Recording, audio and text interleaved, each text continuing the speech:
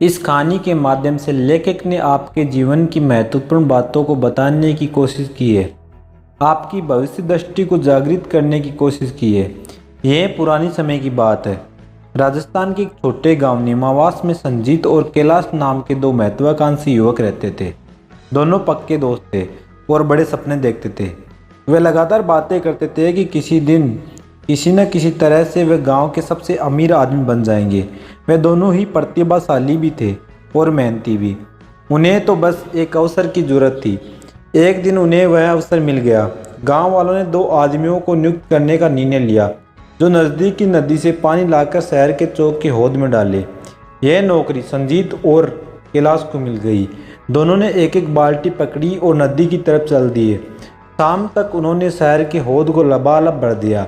गांव के मुखिया ने उन्हें पानी की हर एक बाल्टी के लिए 1 रुपये का भुगतान किया। हमारा सपना सच हो गया, कैलाश जोर से चिल्लाया। मुझे अपनी खुशकिस्मती पर यकीन नहीं हो रहा है। लेकिन संजीत को इतना यकीन नहीं था। भारी बाल्टी ढोने की वजह से उसकी पीठ में दर्द हो रहा था और उसके हाथों में छाले पड़ गए थे। अगली सुबह फिर उन्हें ढोने के बारे में सोचकर ही उसे थकान हो रही थी। उसने संकल्प लिया कि वह नदी का पानी गांव तक लाने का कुछ ज़्यादा अच्छा उपाय सोचेगा। जब वे दोनों अगली सुबह अपनी अपनी बाल्टियाँ उठाकर नदी की तरफ जाने लगे तो संजीत ने कहा, कैलाश, मेरे पास एक योजना है। चंद सिक्कों के बदले में दिन भर बाल्टियाँ धोने के बजाय क्यों न हम नदी से गांव तक पाइपलाइन बना ले। कैलाश चलते चलते कदम रुक गया। पाइपलाइन? ऐसा किसने सुना है? कैलाश चिल्लाया। हमारे पास एक बेहतरीन नौकरी है। मैं एक दिन में 100 बाल्टियाँ उठा सकता हूँ। एक बाल्टी के बदले 1 रुपये मिलता है, यानी दिन भर में 100 रुपये। यानी मैं धना सेठ हूँ। सप्ताह भर में मैं जूतों की नई जोड़ी खरीद सकता हूँ। महीने भर में गाय खरीद सकता हूँ। 6 महीने में एक नई झोपड़ी बना सकता हूँ। हमारे पास इस शहर की सबसे अच्छी नौकरी है। देखो, हमें छुट्टियाँ मिलती है और हर साल में 2 सप्ताह की अपनी इच्छा से छुट्टियाँ मिलती है। हम जिंदगी भर के लिए सही जगह पर पहुंच चुके हैं। अपनी पाइपलाइन के इरादे को दिमाग से निकाल दो। लेकिन संजीत इतनी आसानी से अपने लक्ष्य और योजना को त्यागने वाला नहीं था। उसने अपने पक्के दोस्त को पाइपलाइन की योजना धैर्य से समझाई। संजीत दिन के आधे हिस्से में बाल्टी धोने का काम करेगा और दिन के बाकी आधे हिस्से में छुट्टियों में अपनी पाइपलाइन बनाएगा। संजीत जानता था कि पथरीली जमीन में नाली खोदने में बहुत मेहनत लगेगी। उसे ढोई गई बाल्टियों की संख्या के हिसाब से वेतन मिल रहा था, इसीलिए वह जानता था कि उसकी आमदनी पहले कम हो जाएगी। वह यह भी जानता था कि उसकी पाइपलाइन से अच्छा मुनाफा होने में 1 या 2 साल लग जाएंगे। कैलाश नहीं माना, लेकिन संजीत को अपने सपने पर विश्वास था, इसलिए वह अपनी योजना पर अमल करने में जुट गया। कैलाश और बाकी गाँव वाले संजीत की हंसी उड़ाने लगे। वे उसे मजाक में संजीत पाइपलाइन पुरुष कहते थे। कैलाश संजीत से दुगुना काम कर रहा था, इसलिए वह लगभग दुगुने पैसे भी कमा रहा था। वह अपनी नई खरीदी चीज़ों की शान झाड़ता था। उसने चमड़े की नई काठी वाले एक गद्दा खरीद लिया जो उसके नए 2 मंजिल झोपड़ी के बाहर खड़ा रहता था। उसने नए कपड़े खरीदे। वह होटलों में लजीज भोजन करने लगा। गाँव वाले उससे मिस्टर कैलाश कहते थे और जब वह शराब खाने में मौजूद सभी लोगों को अपनी तरफ से 1 गिलास शराब पिलाता था तो वे सभी उसकी तारीफ के पुल बांधते थे। जब कैलाश शाम को और छुट्टियों में अपनी जालीदार झुल्ले में लेटा रहता था तब संजीत अपनी पाइपलाइन खोदता रहता था। पहले कुछ महीनों में तो संजीत की मेहनत का कोई फल नहीं दिख रहा था। काम मुश्किल था, कैलाश के काम से भी ज़्यादा मुश्किल, क्योंकि संजीत शाम को और छुट्टियों में भी काम कर रहा था। लेकिन संजीत खुद को बार बार याद दिलाता रहा कि कल के सपने आज के त्याग से साकार होते हैं। हर दिन वह खुदाई करता रहा, एक बार में 1 इंच, एक इंच करके। यह बहुत आसान है। पतली जमीन पर खुदाली चलाते समय वह खुद से बोलता रहा। इंच 1 फुट में बदल गया, फिर 10 फुट, फिर 20 फुट, फिर 100 फुट। आपातकालीन कष्ट का मतलब है दीर्घकालीन लाभ, वह खुद को याद दिलाता था। जब वह दिन भर के काम के बाद थका मांदा अपनी सामान्य झोपड़े में घुसता था, वह अपनी सफलता को मापने के लिए हर दिन के लक्ष्य तय करता था और देखता था कि वे पूरे हुए हैं या नहीं। वह यह बात जानता था कि आगे चलकर उसे अपने प्रयासों की तुलना में बहुत ज़्यादा पुरस्कार मिलेंगे। अपनी निगाह पुरस्कार पर रखो। उसने बार बार दोहराया। जब वह गांव के शराब खाने से आती हंसी की आवाज़ सुनते हुए सो गया, अपनी निगाह पुरस्कार पर रखे। दिन महीनों में बदल गए। एक दिन संजीत को इस बात का एहसास हुआ कि उसकी पाइपलाइन आधी पूरी हो गई थी। इसका मतलब यह था कि उसे अपनी बाल्टी भरने के लिए अब सिर्फ आधी दूर तक ही पैदल चलना होगा। बचने वाले समय को भी संजीत ने अपने पाइपलाइन पर काम करने में लगा दिया। पाइपलाइन पूरी होने की तारीख तेजी से और ज़्यादा तेजी से करीब आ रही थी। पाइपलाइन बनाने के बीच आराम करते समय संजीत अपने पुराने दोस्त कैलाश को बाल्टी ले जाते देखता था। कैलाश के कंधे अब काफ़ी झुक गए थे। वह दर्द में झुका हुआ था और हर दिन हमाली करने की वजह से उसकी चाल धीमी हो गई थी। अब कैलाश नाराज और खिन्न था। वह इस बात से चिढ़ रहा था कि वह हर दिन बाल्टी धोने के लिए अभिशप्त है जिंदगी भर। अब वह अपने जालीदार झूले में कम समय बिताता था और शराब खाने में ज़्यादा समय बिताता था। शराब खाने के लोग कैलाश को आते समय देखकर फुसफुसाते थे, लो कैलाश बाल्टी वाला आ गया। फिर जब शहर का अव्वल शराबी कैलाश की झुकी हुई मुद्रा और पैर घिसटकर चलने वाली चाल की नकल करता था तो सभी लोग ही करके हंसते थे। अब कैलाश सबको अपनी तरफ से एक गिलास शराब नहीं पिलाता था, न ही वह चुटकुले सुनाता था। अब तो वह बस अंधेरे कोने में अकेले बैठना पसंद करता था। आखिरकार संजीत का बड़ा दिन आ गया। पाइपलाइन पूरी हो गई। गांव वालों ने आसपास भीड़ लगा ली। जब पानी पाइपलाइन से बहता हुआ गांव के हौद में आ गया, अब गांव के पास ताजे पानी की स्थायी आपूर्ति हो चुकी थी, इसलिए आसपास के इलाके के लोग उस गांव में आकर बसने लगे और इस गांव का विकास हुआ तथा यह समृद्ध हुआ। एक बार जब पाइपलाइन पूरी हो गई तो संजीत को बाल्टी ढोकर पानी लाने की कोई जरूरत नहीं रह गई। पानी बहता रहता था, चाहे वह काम करे या ना करे।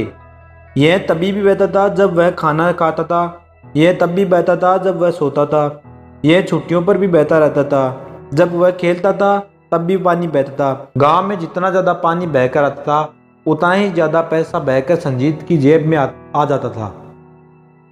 पाइपलाइन वाला संजीत अब चमत्कारी संजीत के नाम से मशहूर हो गया था।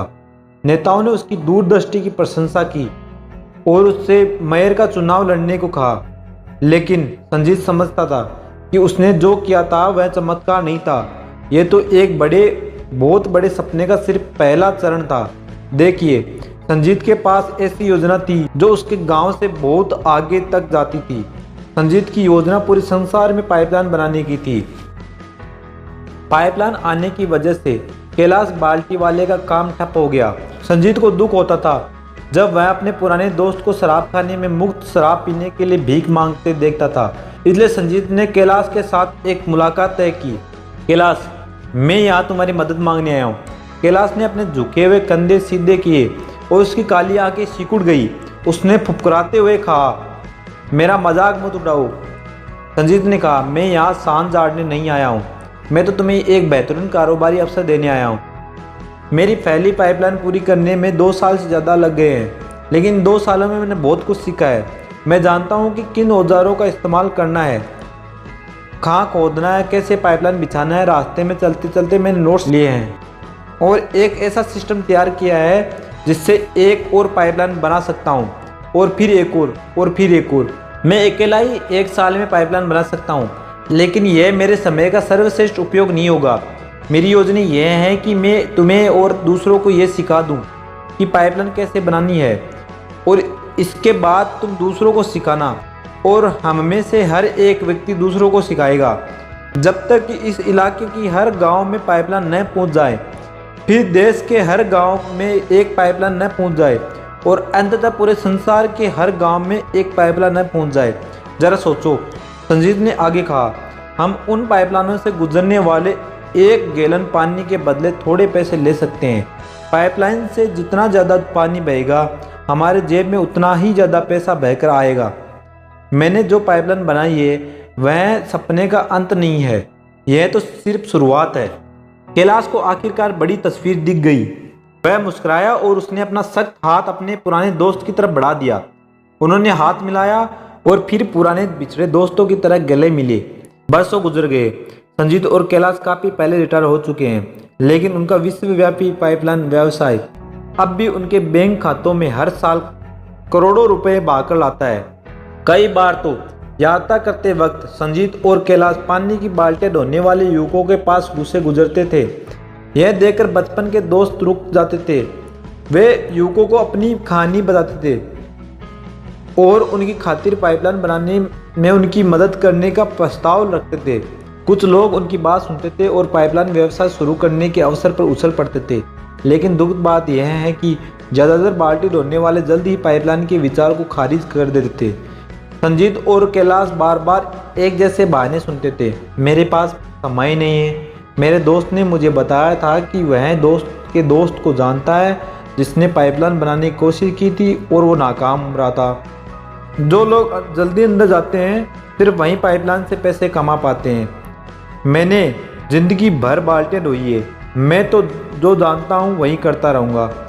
मैं कुछ लोगों को जानता हूँ जिनका पैसा पाइपलाइन घोटाले में डूब गया है। मैं तो यह हरगिज़ नहीं करूँगा।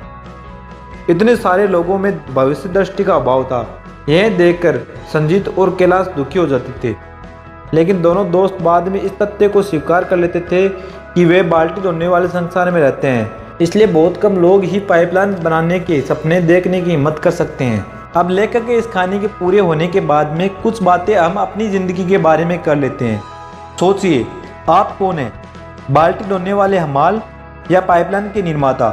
क्या आपको सिर्फ तभी पैसे मिलते हैं जब आप खुद जाकर काम करते हैं, बाल्टी वाले हमाल कैलाश की तरह, या फिर आप एक बार काम करते हैं और आपको उसके बदले बार बार पैसे मिलते हैं, पाइपलाइन निर्माता संजीत की तरह? अगर आप ज़्यादातर लोगों जैसे हैं तो आप बाल्टी ढोने वाली योजना पर काम कर रहे हैं। मैं इसे समय के बदले पैसों का जाल कहता हूँ। बाल्टी ढोने के साथ समस्या ये है कि जब बाल्टी ढोना बंद हो जाता है तो पैसा आना भी बंद हो जाता है, जिसका मतलब है कि सुरक्षित नौकरी या सपनों की नौकरी सिर्फ एक झूठ है।